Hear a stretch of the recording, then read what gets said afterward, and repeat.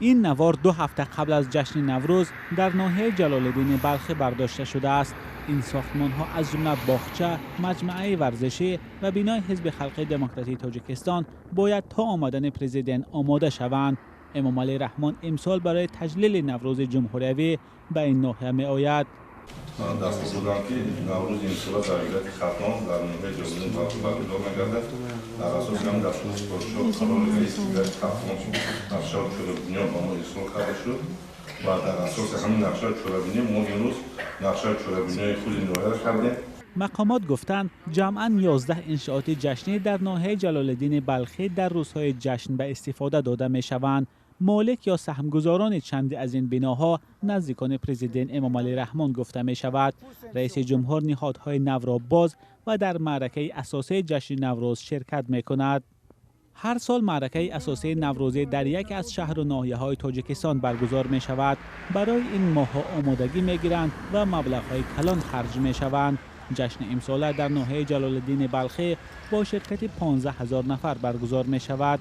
بیشتر آنها دانشجویان و خوانندگان صنف‌های بالایی مکتب‌های میانه شهر باختر و ناحیه جلال‌الدین بلخی هستند. یک ماه پیش از جشن آنها را به مرشیرافکا جلب کردند. همه اشتراکچیان باید لباس مخصوص داشته باشند. بر علاوه لباس، جشن اساسی نوروز خراجات دیگر هم دارد، اما مقامات از افشای مبلغ صرف شده برای جشن خودداری میکنند. ما را سپارش که لباس بخرین، هم لباس خریدم قیمت میشه، هم رختونده در پاوسته فرهنگ میشه و از سوی بخشوزمون چیزی که میخریم هم بخ رختمون نگاه میداریم. اگرچه مبلغ برگزاری جشن معلوم نیست، ولی مقامات هنوز یک ماه پیش برای جشن نوروز جمع آوری مبلغ را آغاز کردند. از جمله از حکومت‌های ناحیه‌ها خواسته شده است تا برای برگزاری نوروز پول جمع کنند. موضوع خرج برای جشن نوروز در نشست خبری حکومت ولایت ختلان بحث را به میان آورد. خبرنگاران پرسیدند که پول جمع کنی از حکومت‌های محلی تا کجا درست است.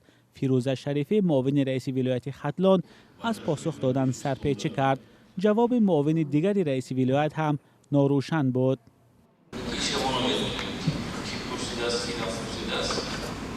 جشن امساله نوروز خبرهای ناخوش را به همراه داشت. از جمله هفته پیش خواننده مکتب رقم 15 شهر باختر شهناز سفر و پس از شرکت در مرشیرافکا با تبی بلند بستری شد و فوتید. طبیبان پنومونیا را سبب مرگش نامیدند.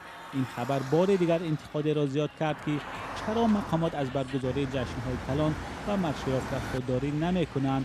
مقامات چنین تنقیدها را نادیده می‌گیرند.